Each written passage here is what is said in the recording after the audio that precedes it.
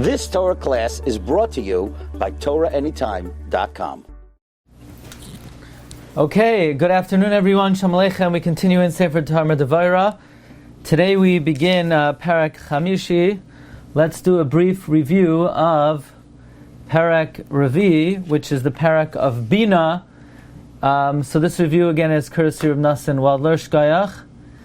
And the third Sphira is Bina, which is synonymous with Tshuva, right? We mentioned from the Raya Mehemna, from the Zayar, that Bina is Tshuva. There's nothing more valuable from Tshuva than Tshuva. It corrects all of our deficiencies. Tshuva sweetens the din and removes its bitterness. And therefore every day in a person's life, one should do Tshuva, and by doing Tshuva, you're putting Bina into every day, and you're crowning that day in the secret of what the Talmud Devorah calls Tshuva Ilah, or the supernal Tshuva. That, as we learned, corresponding to a person's Tshuva, Hashem, so to speak, is doing Tshuva, and the Rebbeinu Shalom's Tshuva is turning Midas Hadin back into Midas Harachamim, and we learned from the Rav Goldberg in the Peirush that this is analogous to a father who's trying to convince his son to take a medicine, and the father says, look, I'll eat it, it must not be so bitter. So the Rebbeinu Shalom tells Klali, so you do Tshuva, look, I could do the same.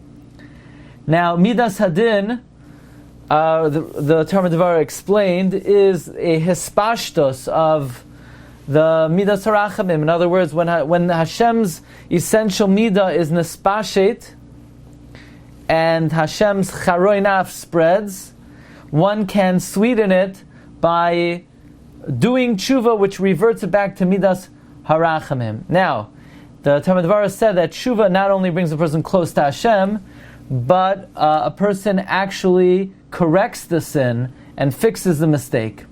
Where do we see this from? We see this from Cain, that he was created from the evil, from the snake. He's misitra de smala, and Hashem said, if you do good, you will be lifted up and you will be embedded into goodness, and you could change your entire reality.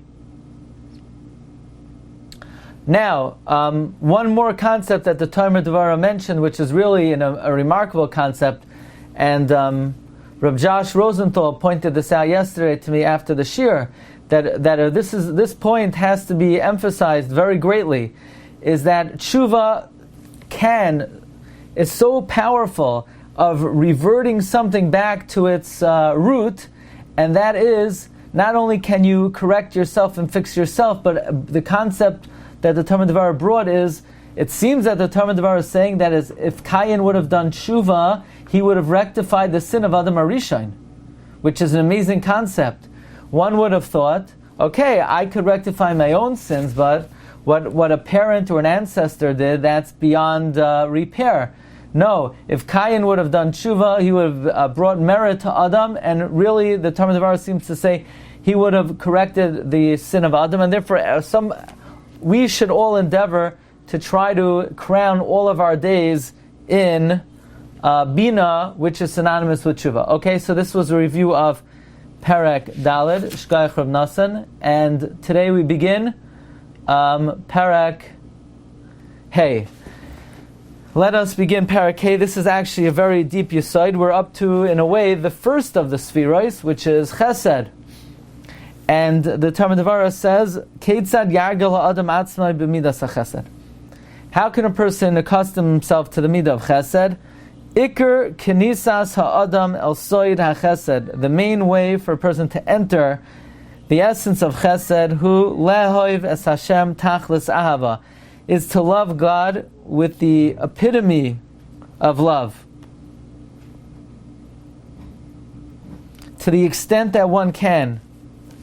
Now, if one is able to love Hashem with all of his heart, that will allow a person to recognize that whatever Hashem does is kulai tov. And as we're going to see, the introduction and foundation of Midas HaChesed is, even before doing Chesed to others, is to attribute and ascribe that all of one's challenges in life are letoiva. So what you're doing is, you're being machnis the Midas Hadin into Midas HaChesed. That's the way to utilize the Sefira of Chesed, to take what seems like an Oynesh or a Puranos or Ra, and to ascribe and say, look, I love Hashem so much. There's no way He would do this to me unless it's Kuloi Toiv. So that's why the Talmud Devorah begins the chapter by saying, love Hashem to the epitome of love, Shelo yaniach avoidasoi l'shum siba, to the extent that we would not forsake God for any cause. There's nothing that could occur that would cause us to slacken off in our avodat Hashem.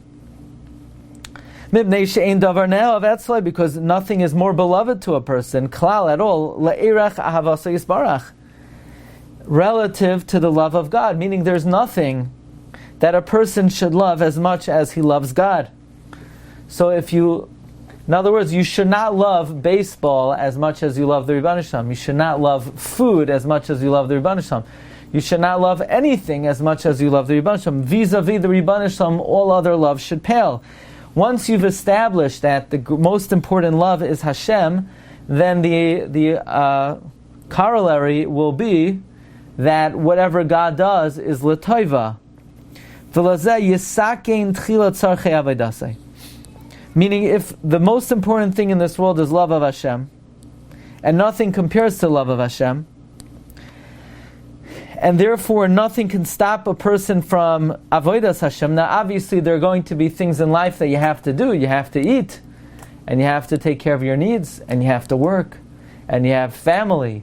But all of these things are secondary to avodas Hashem. Therefore, one should prepare first the needs of his avodah, and then whatever is left for whatever else you need to do. In other words, your primary time should be avodas Hashem. Your primary money should be for the service of Hashem. Your primary energy should be for the service of Hashem. This love should be so affixed in your heart, whether you receive goodness or apparent goodness from God, uvein yikabel yisurin v'seichachos, or whether you receive affliction and rebuke, meaning even during bad times, that will not cause the love of Hashem to wane. Yachshevim li'ahavala, you should consider that if God takes away something from you, He's doing it out of love. It has to be. You love Him so much. There's no other way to explain it. Any difficulty has to be attributed to Hashem's love. Kidduchsiv, like it says, Ne'emanim pitzei oyev, the wounds of a friend are faithful. Meaning, if your friend seemingly hurts you, he must have been trying and is helping you. So who's your best friend? Rashi in Shabbos says, V'yahavta l'reacha kamoicha.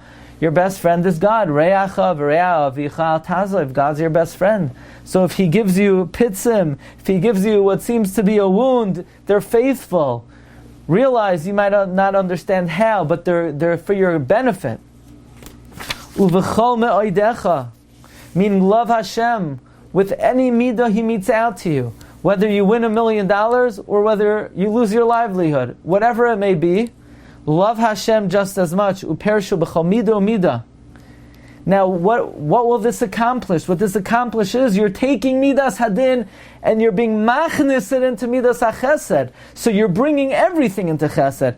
Kidei lichlal kol hamidos b'chesed, to incorporate all midos in chesed. Now, the Talmud Devorah cites something, and I don't believe we've seen the Sefira yet, and that is, the Talmud Devorah refers to the Sefira of Malchus. And emanating from Malchus seems to be midas hadin. V'nimtza soid hanhagasai mehamalchus. It comes out that the essence of God's attribute is emanating from Malchus,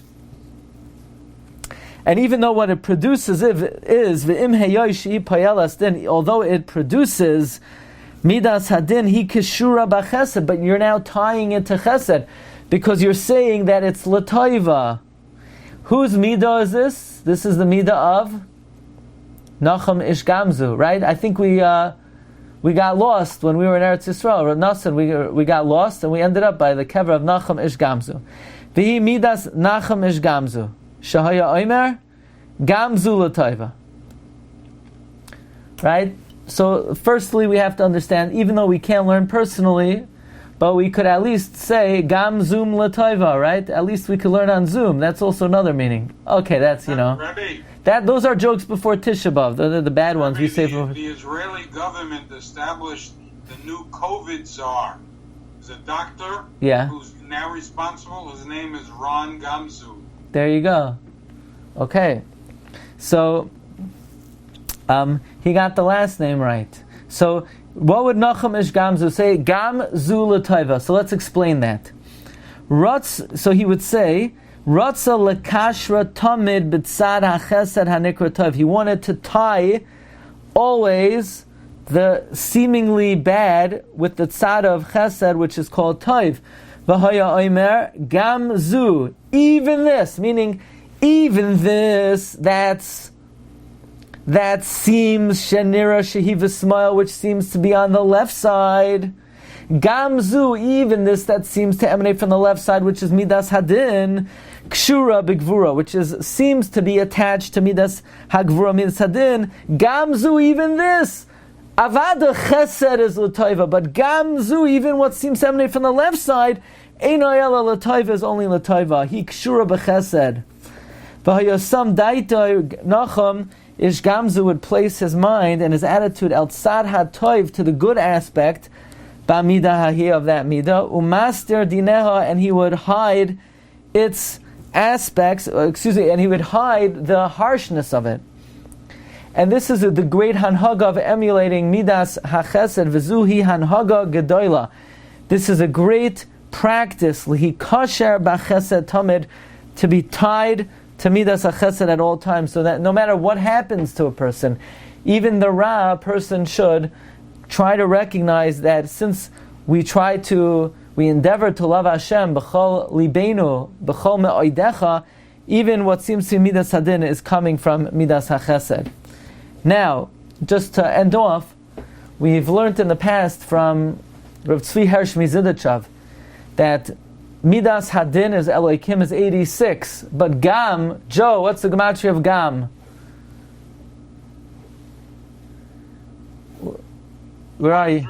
43, right, which is half of 86. So the way to imamtik the dinim is to sort of split it in half and to recognize that in the center of it is really Midas HaChesed. That's another dimension of Gam Zulataiva. Okay, Rabbi Sai, so this is our last limud before, what's tomorrow? 5 o'clock? Okay, indeterminate for tomorrow at 5 p.m. TBD. On Tisha B'Av, we will get together a number of times. Anybody wants to join us for a kinus in the morning, it will be streaming on Torah Anytime, and I believe on Zoom as well. And also at 2 o'clock, and also between Mincha and Marav. But for our Chabura special, it will be at 5:30 Tisha B'Av day. So, and tomorrow, TBD, if anybody wants to know, I'll give the message to Gedalia, hopefully tomorrow. And wishing everyone a great rest of the day. Okay, Kol Tov. Thank you, Rabbi Glatstein. Yes. Mordechai Shapiro from... You've just experienced another Torah class brought to you by TorahAnytime.com.